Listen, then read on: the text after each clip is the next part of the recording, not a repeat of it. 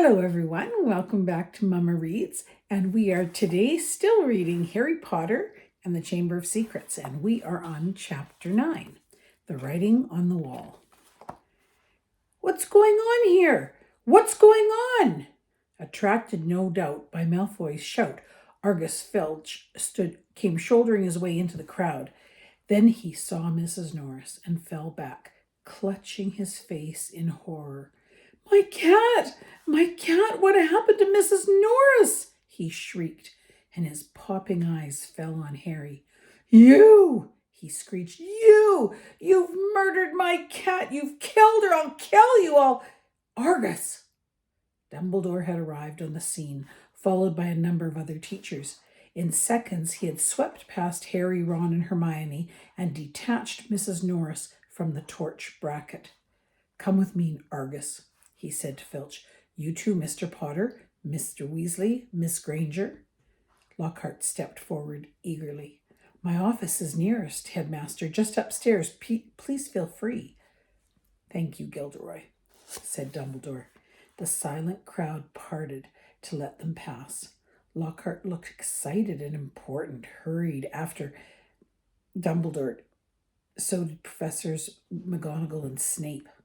As they entered Lockhart's darkened office, there was a flurry of movement across the walls. Harry saw several of the Lockharts in the pictures dodging out of sight, their hair in rollers. The real Lockhart lit the candles on his desk and stood back. Dumbledore laid Mrs. Norris on the polished surface and began to examine her. Harry, Ron, and Hermione exchanged tense looks and sank into chairs outside the pool of candlelight, watching.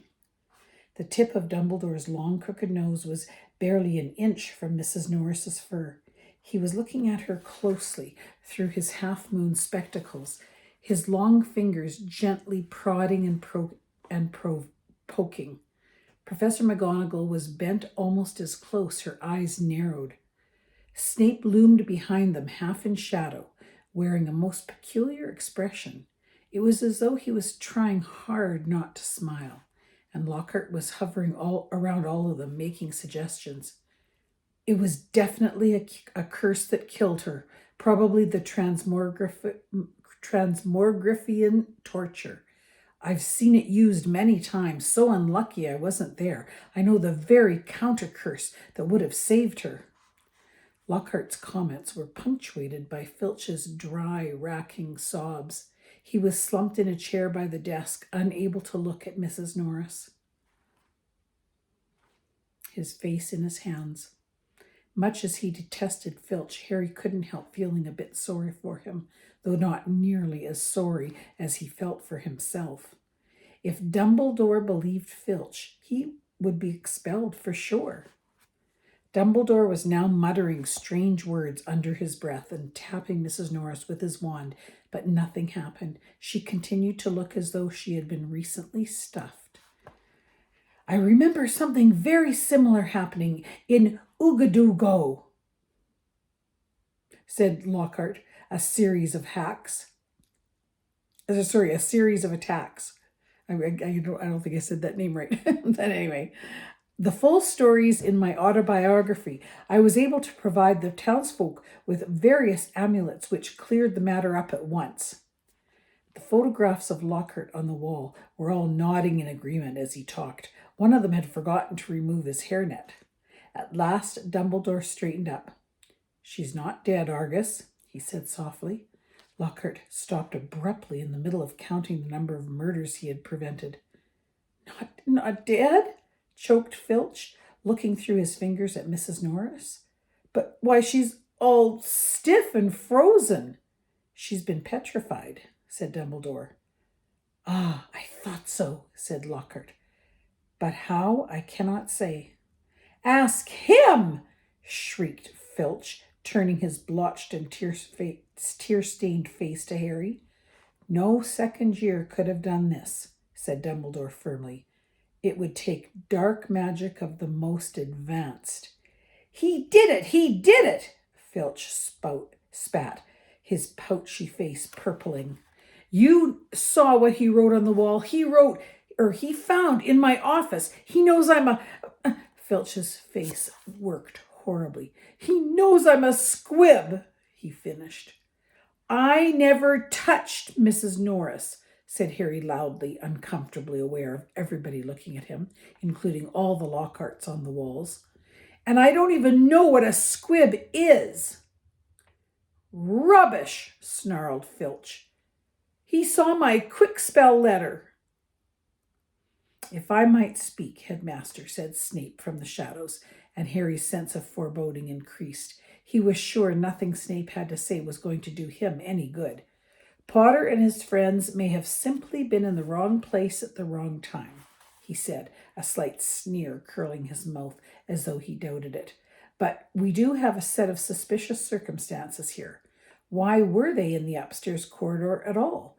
Why weren't they at the Halloween feast?" Harry, Ron, and Hermione all launched into an explanation about the Death Day party. "There were hundreds of ghosts. They'll tell you that we were there." "But why not join the feast afterwards?" said Snape, his black eyes glittering in the candlelight. "Why go up to that corridor?" Ron and Hermione looked at Harry. Because, Harry said, his heart thumping very fast. Something told him it would sound very far-fetched if he told them. He had been led there by a bodiless voice no one but he could hear. "Because we were tired and we wanted to go to bed," he said. "Without any supper?" said Snape, a triumphant smile flickering across his gaunt face. "I didn't think ghosts provided food fit for living people at their parties." "We weren't hungry," said Ron loudly as his stomach gave a huge rumble. Snape's nasty smile widened. "I suggest, Headmaster, that Potter is not being entirely truthful," he said. "It might be a good idea if he were deprived of certain privileges until he is ready to tell us the whole story. I personally feel he should be taken off Gryffindor's Quidditch team until he's ready to be honest." "Really, Severus," McGonagall said sharply, "I see no reason to stop the boy playing Quidditch. This cat wasn't hit over the head with a broomstick. There is no evidence at all that Potter has done anything wrong." Excuse me. Sorry. Dumbledore was giving Harry a searching look. His twinkling light blue gaze made Harry feel as though he was being x-rayed. "Innocent until proven guilty, Severus," he said firmly. Snape looked furious. So did Filch. "My cat has been petrified!" he shrieked, his eyes popping. "I want to see some punishment!" "We will be able to cure her, Argus," said Dumbledore patiently. "Madam Sprout recently managed to procure some mandrakes. As soon as they have reached their full size, I will have a potion made which will revive Mrs. Norris." "I'll make it," Lockhart butted in. "I must have done it 100 times. I could whip up a mandrake restorative draught in my sleep."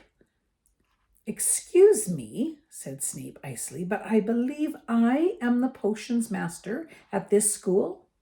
There was a very awkward pause. "You may go," Dumbledore said to Harry, Ron, and Hermione. They went as quickly as they could without actually running.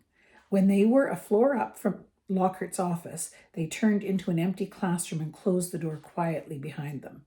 Harry squinted at his friends' darkened faces. "Do you think I should have told them about that voice I heard?" "No," said Ron without hesitation. "Hearing voices no one else can hear isn't a good sign, even in the wizarding world." Something in Ron's voice made Harry ask, "You do believe me, don't you?"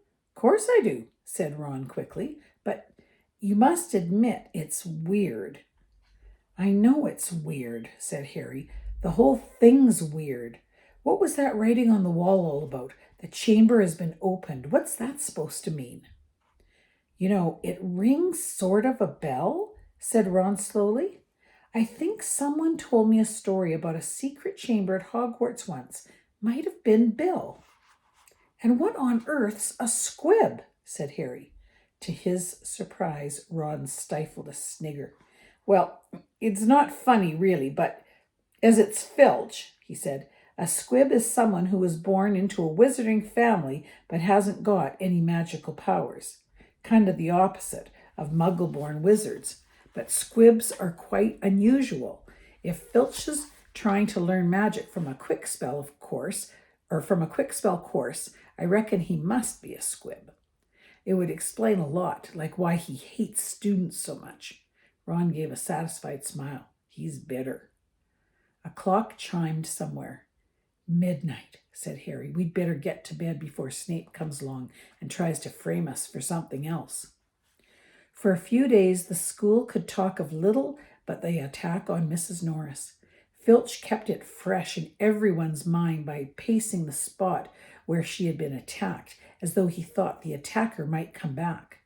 Harry had seen him scrubbing the message on the wall with Mrs. Scour's all-purpose magical mess remover, but to no effect. The words still gleamed as brightly as ever on the stone. When Filch wasn't guarding the scene of the crime, he was skulking red-eyed through the corridors, lunging out at unsuspecting students and trying to put them in detention for things like breathing loudly and looking happy. Ginny Weasley seemed very disturbed by Mrs. Norris's fate. Actually, according to Ron, she was a great cat lover. But you hadn't really got to know Mrs. Norris, Ron told her bracingly. Honestly, we're much better off without her. Ginny's lip trembled. Stuff like this doesn't often happen at Hogwarts, Ron assured her. They'll catch the nutter who did it and have him out of here in no time. I just hope he's got time to petrify Filch before he's expelled. I'm only joking, Ron added hastily as Ginny blanched. The attack also had an effect on Hermione. It was quite usual for Hermione to spend a lot of time reading, but she was now doing almost nothing else. Nor could Harry and Ron get much response from her when they asked her what she was up to, and not until the following Wednesday did they find out. Harry had been held back in potions, where Snape had made him stay behind to scrape tube worms off the desk. After a hurried lunch, he went upstairs to meet Ron in the library and saw Justin Finch Fletchley, the Hufflepuff boy from herbology, coming towards him. Harry had just opened his mouth to say hello when Justin caught sight of him, turned abruptly, and sped off in the opposite direction.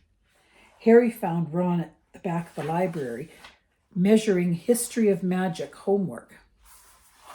Measuring his History of Magic homework. Professor Binns had asked for a 3-foot-long composition on the medieval assembly of European wizards. I don't believe it. I'm still 8 inches short, said Ron furiously, letting go of his parchment, which sprang back into a roll. And Hermione's done 4 feet 7 inches, and her writing's tiny. Where is she? Asked Harry, grabbing the tape measure and unrolling his own homework. Somewhere over there, said Ron, pointing along the shelves. Looking for another book. I think she's trying to read the whole library before Christmas. Harry told Ron about Justin Finch Fletchley running away from him. Dunno why you care. I thought he was a bit of an idiot, said Ron, scribbling away, making his writing as large as possible. All that rubbish about Lockhart being so great. Hermione emerged from between the bookshelves. She looked irritable and at last seemed ready to talk to them. All the copies of Hogwarts, a history, have been taken out, she said, sitting down next to Harry and Ron, and there's a 2-week waiting list. I wish I hadn't left my copy at home, but I couldn't fit it in my trunk with all the Lockhart books. Why do you want it? Said Harry. Same reason everyone else wants it, said Hermione, to read up on the legend of the Chamber of Secrets. What's that? Said Harry quickly. That's just it. I can't remember, said Hermione, biting her lip, and I can't find the story anywhere else. Hermione, let me read your composition, said Ron desperately, checking his watch. No, I won't, said Hermione, suddenly severe. You've had 10 days to finish it. I only need another 2 inches. Go on. The bell rang. Ron and Hermione led the way to History of Magic, bickering. History of magic was the dullest subject on their timetable. Professor Binns, who taught it, was their only ghost teacher, and the most exciting thing that ever happened in his classes was his entering the room through the blackboard. Ancient and shriveled, many people said he hadn't noticed he was dead. He had simply got up to teach one day and left his body behind in an armchair in front of the staff room fire. His routine had not varied in the slightest since. Today was as boring as ever. Professor Binns opened his notes and began to read in a flat drone, like an old vacuum cleaner, until nearly everyone in the class was in a deep stupor, occasionally coming around long enough to copy down a name or a date, then falling asleep again. He had been speaking for half an hour when something happened that had never happened before. Hermione put up her hand.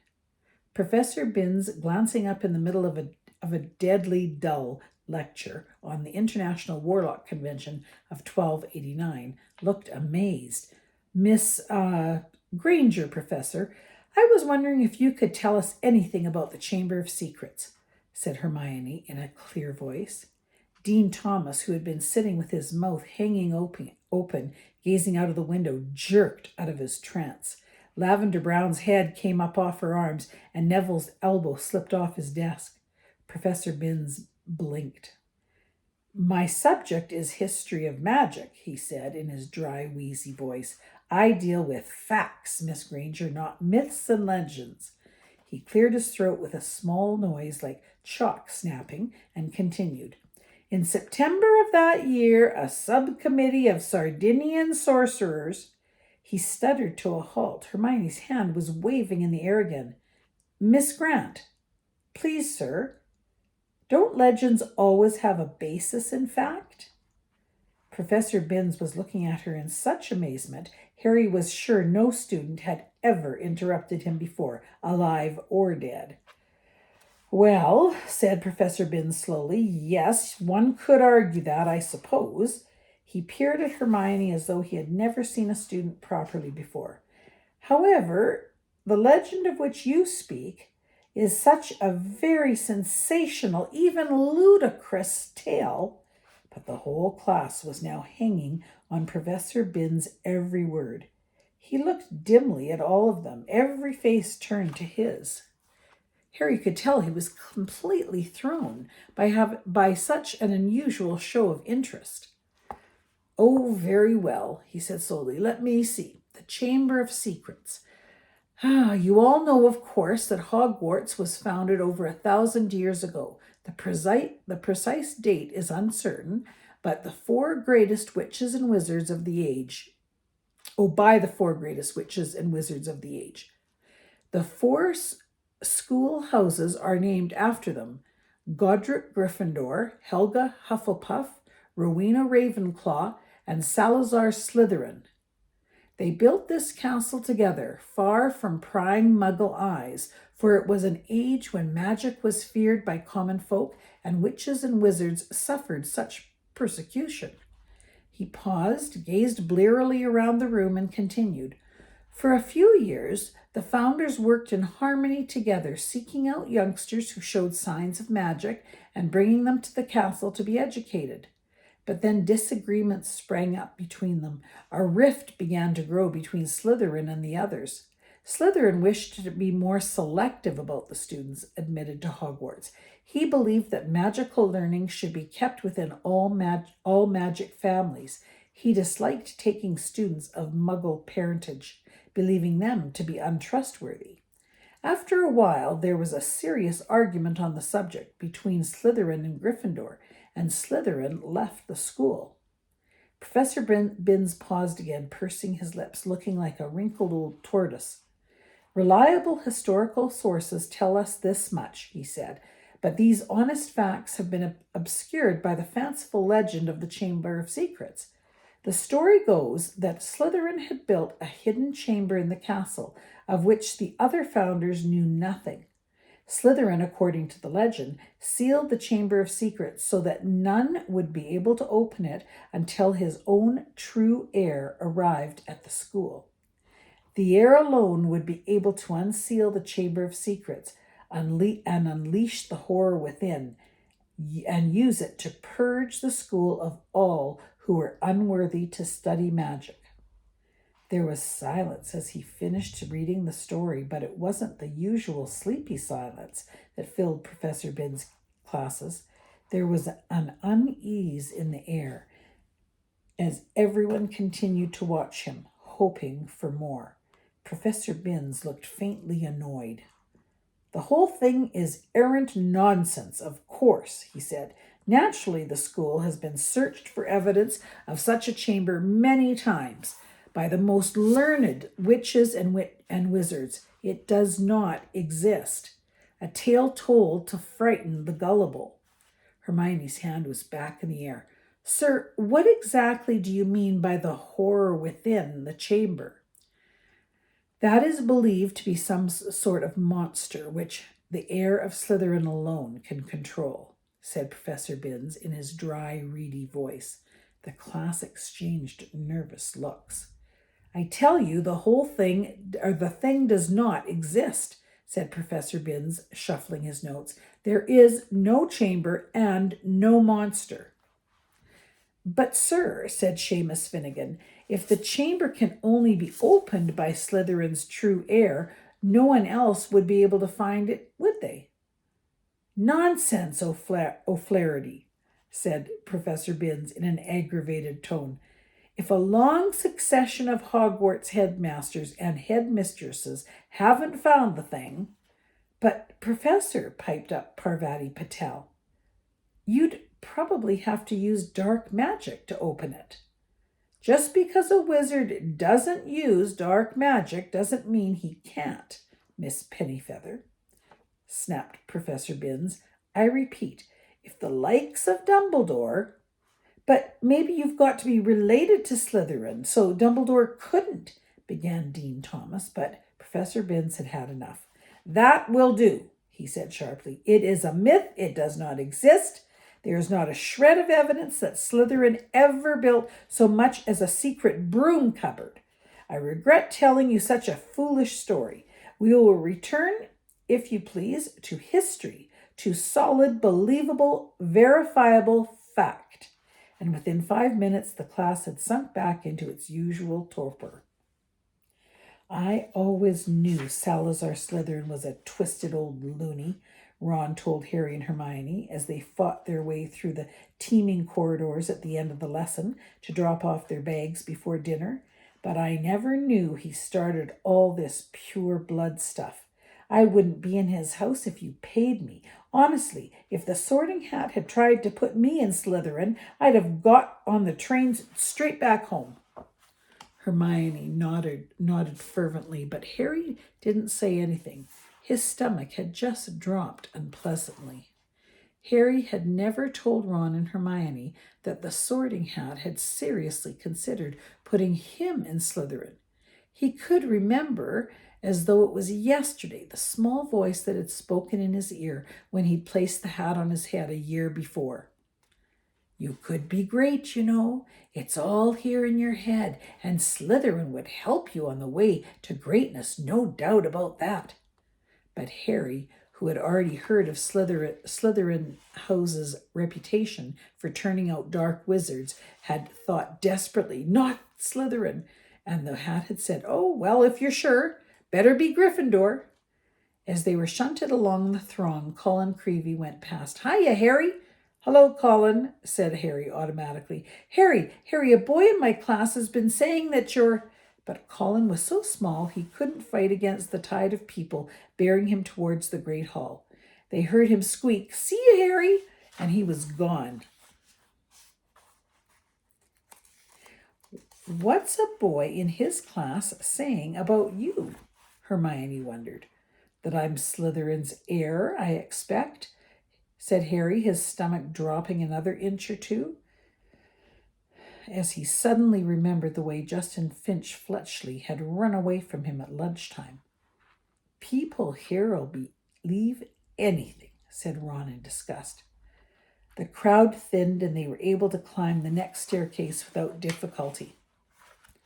"Do you really think there's a chamber of secrets?" Ron asked Hermione. I don't know, she said, frowning. Dumbledore couldn't cure Mrs. Norris, and that makes me think that whatever attacked her might not be, well, human. As she spoke, they turned a corner and found themselves at the end of the very corridor where the attack had happened. They stopped and looked. The scene was just as it had been that night, except that there was no stiff cat hanging from the torch bracket, and an empty chair stood against the wall, bearing bearing the message, "The chamber has been opened." "That's where Filch has been keeping guard," Ron muttered.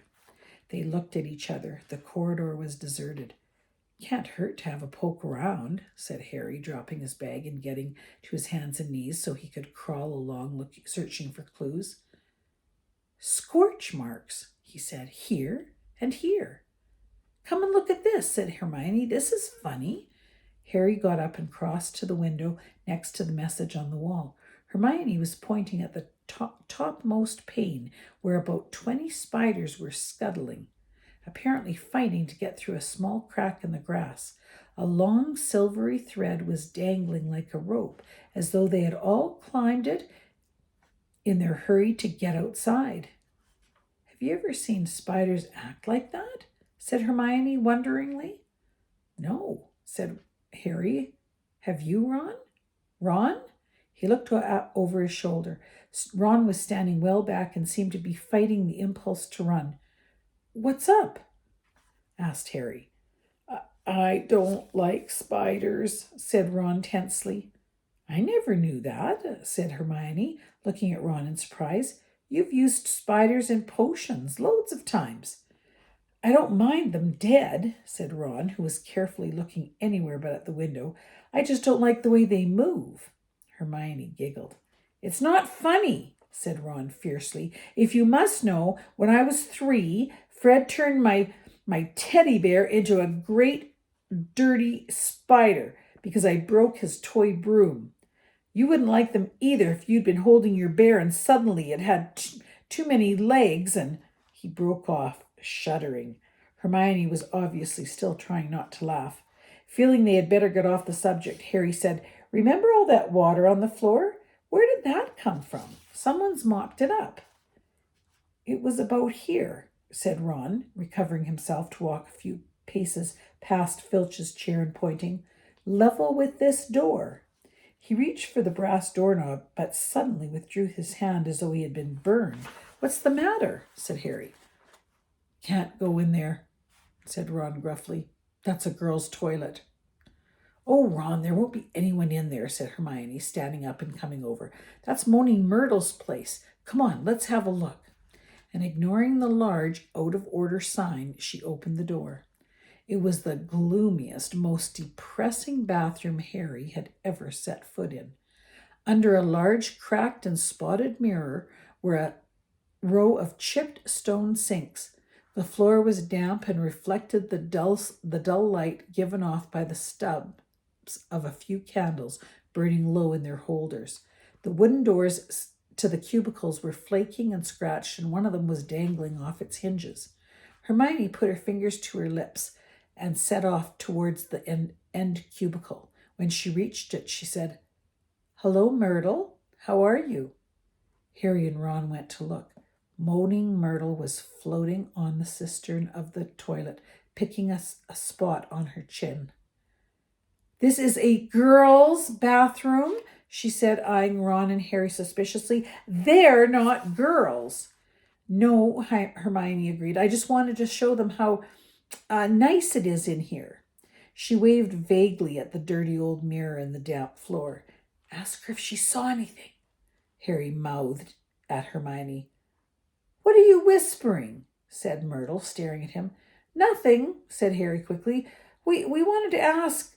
"I wish people would stop talking behind my back," said Myrtle in a voice choked with tears. "I do have feelings, even if I am dead." "Myrtle, no one wants to upset you," said Hermione. "Harry only..." "No one wants to upset me. That's a good one," howled Myrtle. "My life is nothing but misery at this place, and now people come along ruining my death." We wanted to ask you if you'd seen anything funny lately, said Hermione quickly, because a cat was attacked right outside your front door on Halloween. Did you see anyone near here that night? Said Harry. I wasn't paying attention, said Myrtle dramatically. Peeves upset me so much. I came in here and I tried to kill myself. Then, of course, I remembered that I'm already dead, Ron said helpfully. Myrtle gave a tragic sob, rose up in the air, turned over, and dived head first into the toilet, splashing water all over them and vanishing from sight. From the direction of her muffled sobs, she had come to rest somewhere in the U-bend. Harry and Ron stood with mouths open, but Hermione shrugged wearily and said, honestly, that was almost cheerful for Myrtle. Come on, let's go. Harry had barely closed the door on Myrtle's gurgling sobs when a loud voice made all three of them jump. Ron! Percy Weasley had stopped dead at the head of the stairs, prefect badge agleam, an expression of complete shock on his face. That's a girl's bathroom, he gasped. What were you? Just having a look around, Ron shrugged. Clues, you know. Percy swelled in a manner that reminded Harry forcefully of Mrs. Weasley. Get away from there, he said, striding towards them and starting to chivvy them along, flapping his arms. Don't you care what this looks like? Coming back here when everyone's at dinner? Why shouldn't we be here? Said Ron hotly, stopping short and glaring at Percy. Listen, we never laid a finger on that cat. That's what I told Jenny, said Percy fiercely, but she still seems to think you're going to be expelled. I've never seen her so upset, crying her eyes out. You might think of her. All the first years are thoroughly overexcited by this business. You don't care about Ginny, said Ron, whose ears were reddening now. You're just worried I'm going to mess up your chances of being head boy. 5 points from Gryffindor, Percy said tersely, fingering his prefect badge, and I hope it teaches you a lesson. No more detective work, or I'll write Mum. And he strode off, the back of his neck as red as Ron's ears. Harry, Ron, and Hermione chose seats as far as possible from Percy in the common room that night. Ron was still in a very bad temper and kept blotting his charms homework. When he reached absently for his wand to remove the smudges, it ignited the parchment. Fuming almost as much as his homework, Ron slammed the Standard Book of Spells Grade 2 shut. To Harry's surprise, Hermione followed suit. Who can it be, though? She said in a quiet voice, as though continuing a conversation they had just been having. Who'd want all the squibs and muggleborns out of Hogwarts? Let's think, said Ron in mock puzzlement. Who do we know who thinks muggleborns are scum? He looked at Hermione, and Hermione looked back, unconvinced. If you're talking about Malfoy. Of course I am, said Ron. You heard him. You'll be next, mudbloods. Come on, you've only got to look at his foul rat face to know it's him. Malfoy, the heir of Slytherin? Said Hermione skeptically. Look at his family, said Harry, closing his books too. The whole lot of them had been in Slytherin. He's always boasting about it. They could easily be Slytherin's descendants. His father's definitely evil enough. They could have had the key to the Chamber of Secrets for centuries, said Ron, handing it down father to son. Well, said Hermione cautiously, I suppose it's possible. But how do we prove it? Said Harry darkly. There might be a way, said Hermione slowly, dropping her voice still further, with a quick glance around the room at Percy. Of course it would be difficult and dangerous, very dangerous. We'd be breaking about 50 school rules, I expect. If in a month or so you feel like explaining, you will let us know, won't you? Said Ron irritably. All right, said Hermione coldly. What we'd need to do is to get inside the Slytherin common room and ask Malfoy a few questions without him realizing it's us. But that's impossible, said Harry as Ron laughed. No, it's not, said Hermione. All we need would be some polyjuice potion. What's that? Said Harry and Ron together. Snape mentioned it in class a few weeks ago. Do you think we've got nothing better to do in potions than listen to Snape? Muttered Ron. It transforms you into somebody else. Think about it. We could change into 3 of the Slytherins. No one would know it was us. Malfoy would probably tell us anything. He's probably boasting about it in the Slytherin common room right now. If only we could hear him. This polyjuice stuff sounds a bit dodgy to me, said Ron, frowning. What if we were stuck looking like 3 of the Slytherins forever? It wears off after a while, said Hermione, waving her hand impatiently, but getting hold of the recipe will be very difficult. Snape said it was in a book called Most Potent Potions, and it's bound to be in the restricted section of the library. There was only one way to get out a book from the restricted section. You needed a signed note of permission from a teacher. Hard to see why we'd want the book, really, said Ron, if we weren't going to try and make one of the potions. I think, said Hermione, that if we made it sound as though we were just interested in the theory, we might stand a chance. Oh, come on, no teacher's going to fall for that, said Ron. They'd have to be really thick. What were they thinking of? See you next time. Bye.